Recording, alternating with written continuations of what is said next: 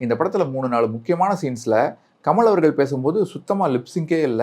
அவர் தமிழ் பேசுற மாரியே இல்ல. ஏன்னா அவர் தமிழே பேசல. அந்த சீன்ஸ்லாம் கொலநாசமா இருக்கு. என்ன ஆச்சுன்னா, இந்த படத்துல சேனாபதி கேரக்டர் ஒவ்வொருத்தரையும் கொலை பண்ண போகும்போது, அவனோட லாங்குவேஜ்லயே பேசுறாரு. ஒரு குஜராத் வில்லனை கொலை பண்ண போகும்போது, அவன்ட்ட குஜராத்தில பேசுறாரு. பஞ்சாப்காரனை கொலை பண்ண போகும்போது, பஞ்சாபில பேசுறாரு. ஒரு மகாராஷ்டிராக்காரனை பார்க்க போகும்போது, அவன்ட்ட மராத்தில பேசுறாரு. சரி அப்புறம் ஏன் அப்படியே விட்டுருக்கலாமே. அவர் மராத்தில பேசுற மாரி, இல்ல பஞ்சாபில பேசுறாமே விட்டுருக்கலாமே. ஏன் தமிழ் டப்பிங் பண்ணீங்கன்னா, தமிழ் ஆடியன்ஸ்க்கு புரியாதுல்ல. இதுக்கு பருத்தி மூட்டை பேசாம குடோன்ல இருக்கலாமே. அதுக்கு பேசாம அவர தமிழ்லயே பேச வச்சு எடுத்துருக்கலாமே அப்படின்னு நீங்க கேட்கலாம். கரெக்ட் தான். தமிழ்லயே பேச வச்சு எடுத்துருக்கலாம். ஆனா அப்படி தமிழ்லயே எடுத்துட்டோம் அப்படின்னா, எப்படி கமல் சாரோட ஆக்டிங் ப்ரொவஸ், அவரோட லிங்குவிஸ்டிக் ஸ்கில்ஸ் எல்லாம் நாங்க காட்டுறது.